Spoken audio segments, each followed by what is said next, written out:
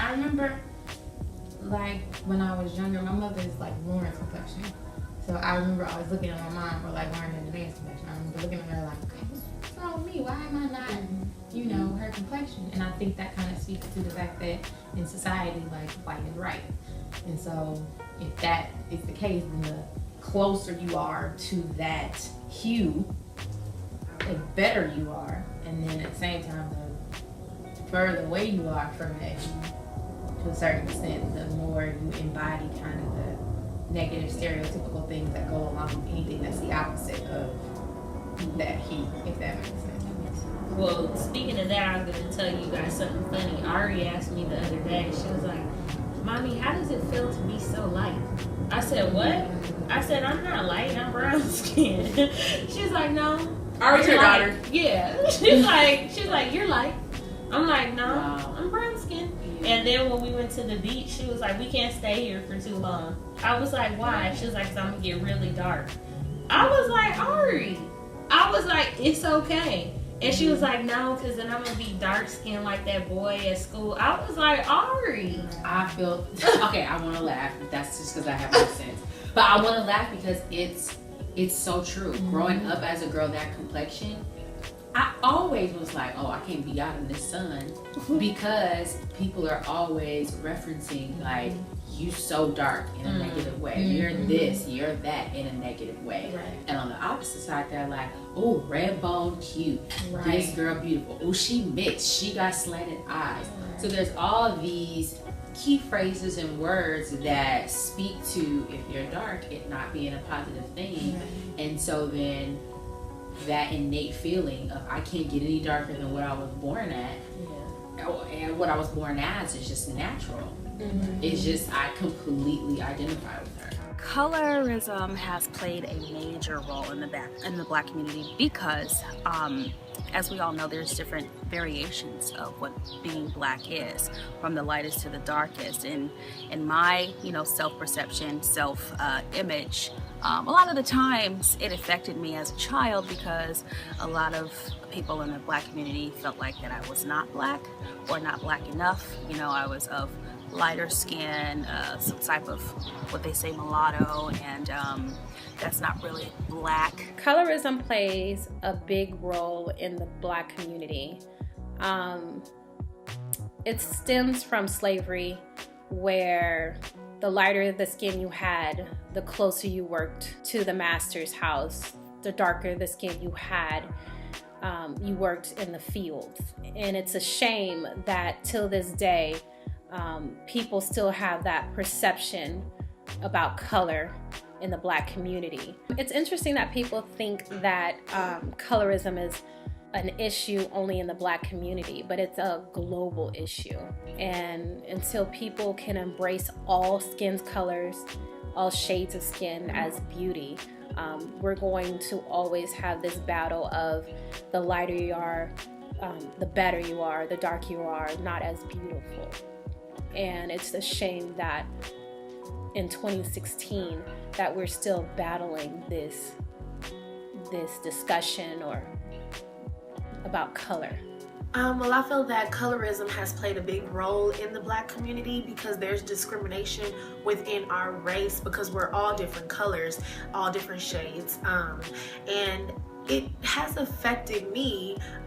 Like I said earlier, that I was teased when I was a kid about my skin color.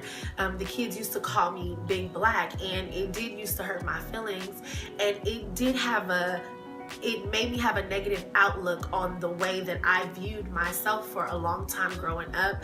I used to cry about my skin color and I'm too dark, I'm too black. But I mean, you know, there's not really much that you can do with your skin color. You don't ask to have a certain skin color. You're born into it. So it's either you accept it or you don't. And I just learned to accept that my black is beautiful and I'm beautiful. So yeah, I can definitely attest to that. On the opposite side, I was teased for being light in a black school. So I'm black. I know I'm black. I know my brother's black, my family's black, my mom's brown skin, and kids used to call me adopted. And my mom had to come to the school and I talked to some teachers, because I remember there was one teacher, I won't say any names, there was one teacher who used to say, yeah, you know you're adopted, you know you're not really black and all this. And my mom came to the school and had a little talk. But I think that originates from, if we look at our history, colorism has played such a huge role, because that has traveled with us through generations, and it plays a huge part because it's brainwashed us to a degree. I believe that it's played a big role in the black community, colorism, because that's pretty much mostly what especially women focus on. It's the color of their skin, the textures of our hair. It even spans into the kids, like the little children who or maybe 3 or 4 years old, who now don't like their hair or don't like the color of their skin. I have a good example from one of my friends. Her daughter, her mom gave her a gift of a doll or something like that, and she would rather have the Elsa doll from Frozen with the blonde, luxurious long hair, rather than having the other doll with the kinky hair, because she felt like the doll was ugly. So that's just an extent that it goes to for that's how far of an extent colorism goes in the African American community. Colorism played a huge role in the black community. It kind of seemed like women especially were separated based on their shades, and if you were lighter, you were prettier, and if you were darker, then you weren't. But for me, in my self-perception, I'm not sure exactly how it made me feel about myself. I don't know if I put blinders on per se, or just didn't pay it any mind. So that I don't know. Or like when people would say, oh, you look mixed. Like I would feel like, oh, that's great. That's amazing. I love it. Right? I look like, you know, our Caribbean brothers and sisters. Yes. Like I felt more beautiful when they would say that, as opposed to, oh, you're pretty for a black girl. Yeah. I think we've all heard that one though. Yeah. Like everybody said that. You know what I mean? Where people make that comment like, oh, you're pretty to be black.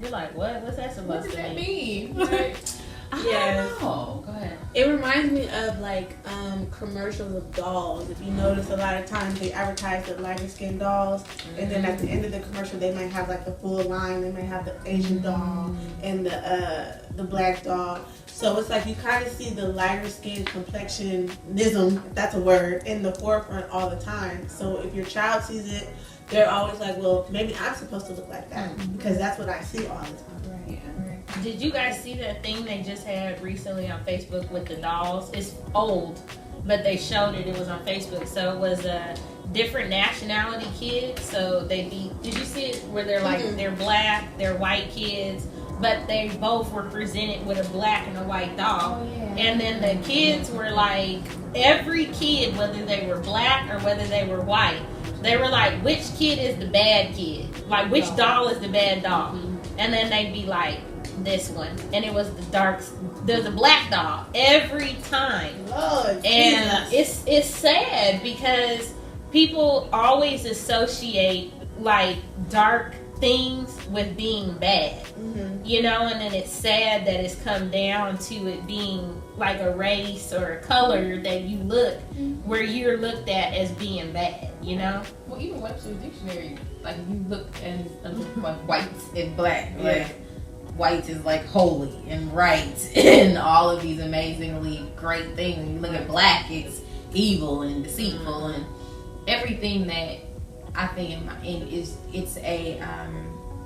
being dumped on. It's not necessarily the true definition. Like it's not the truth. But you were speaking.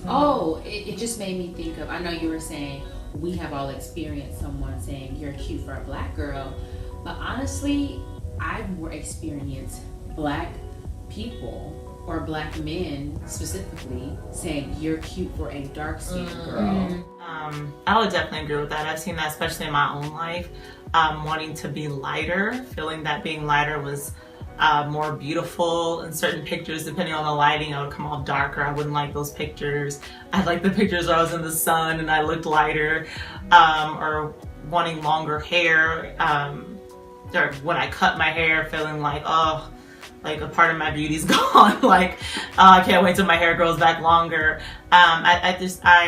I definitely think it plays a huge role in our culture, and it's a very divisive factor, I think, among women, black women especially. Just there's this whole like competition between light and dark skin, and if you're light skinned, then you're conceited, or you're this or you're that. If you're dark skinned, then you're bitter, and it's just very like a lot of these generalizations. So being light doesn't make you beautiful, and being dark doesn't make you ugly. Like God makes us all beautiful.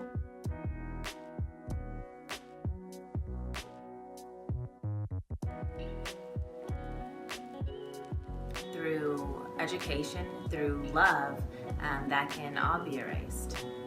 It is something that that we're taught or that we're exposed to at such a young age, our different colors, and it does stick with you, and it can have a negative or a positive effect on how you view yourself or you view others. Right. So it is about being educated in our history. Definitely. Yeah. And being confident within yourself. Yeah. And understanding that I have something to offer. Yeah. I don't always feel confident in my complexion just because I'm light. I feel pale. I feel, whatever. And we want to educate people around us, our friends. We want to have these healthy conversations, especially with young children, so they understand that their self-worth is not contingent upon their complexion and their hair texture. Upon that. Right. Yeah.